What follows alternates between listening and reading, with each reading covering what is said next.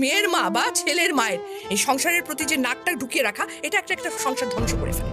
Sorry, আমার কাছে মনে হয় এটা সবচেয়ে বড় অপরাধ ওনারা করেন।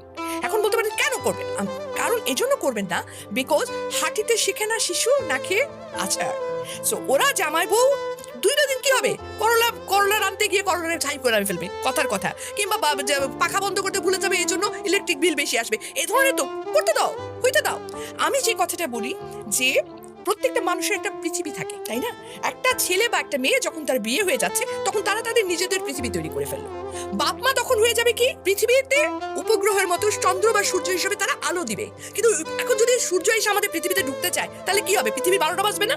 ঠিক তেমনি ওনারা কি করে, ওনার সন্তানের বিয়ে দিয়েও ওই পৃথিবীর মধ্যে ঢুকে যেতে চান, যেটা সবচেয়ে বড় ভুল।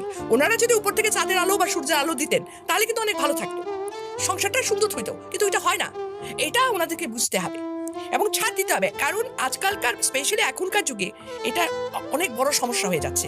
বিকজ আজকালকার বাচ্চারা কিন্তু আমি বলবো যে 12 থেকে 14 বছরের মধ্যে অনেক ম্যাচিউর হয়ে যায়, সেখানে 22, 25, 26, 27, 30 যেই বয়সে সে বিয়ে করছে, তো টোটালি তারা তাদের ডিসিশনের লাইফে তারা আজকে ভাত খাবে না পোলাও খাবে নাকি আজকে না খেয়ে থাকবে, থাকুক না, কি যায় আসে।